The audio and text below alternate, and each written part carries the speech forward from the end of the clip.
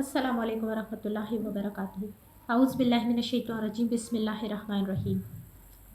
Doctor इसरार अहमद मरहूम रहमतुल्लाह अलैह, अल्लाह उनके दर्जात बुलंद करे, सही कहते हैं। उनके जो भी फरमान हैं वो आज सच साबित हो रहे हैं। और उन्होंने बिल्कुल सही कहा था कि मौलवीज़म कोई प्रोफेशन नहीं है। हम सबको कुरान दीन आना चाहिए, कुरान और सुन्नत का इल्म हमारे पास होना चाहिए। हर आदमी को इस काबिल होना चाहिए कि वो अपनी औलाद का निकाह खुद पढ़ा सके।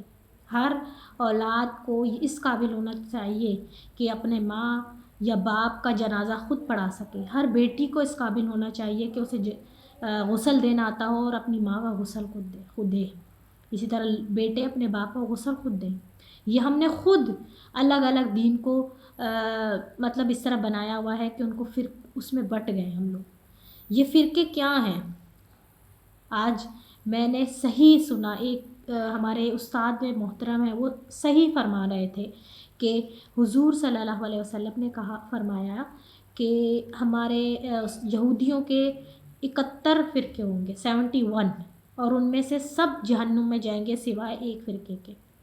इसी तरह नसरानियों के 72 फ़िरके होंगे और 71 फ़िरके उनके जो हैं जहन्नुम में जाएंगे सिवाय एक फ़िरके के।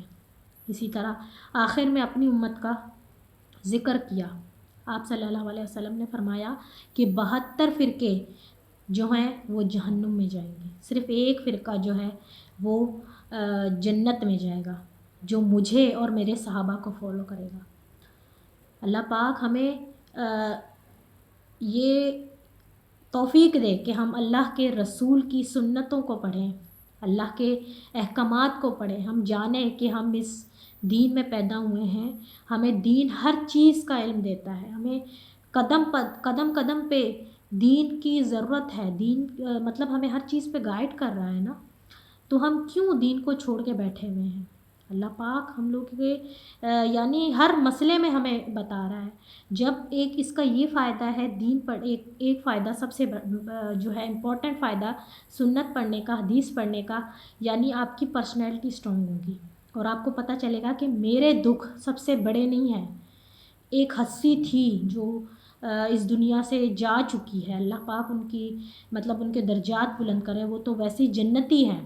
मगर हम अगर उनके नक्शे कदम पे चलेंगे, हमें पता चलेगा कि ज़िंदगी की मुश्किलात हमारी बहुत छोटी हैं, जो अल्लाह के रसूल सल्लल्लाहु अलैहि वसल्लम ने के ऊपर जो गुज़री, उनकी मुसीबतों के आगे हमारी जो परेशानियाँ, उनकी कोई अहमियत नहीं है। हम कुछ भी नहीं हैं। अगर हम महसूस करें 1400 साल पहले जो उन पे मुसीबतें आई, उन्होंने क्या क्या मुश्किलात बर्दाश्त की, और आज हम छोटे से छोटे मुश्किल बातों पे बैठ के रोते हैं। भाई हमें फ़िलाँ छोड़ के चला गया, फ़िलाने ने हमें धोखा दे दिया, और अपनी मुश्किलात को सबसे बड़ी समझते हैं। तो अल्लाह पाक हमें सीरत पढ़ने की तौफ़ीक दे। आमीन।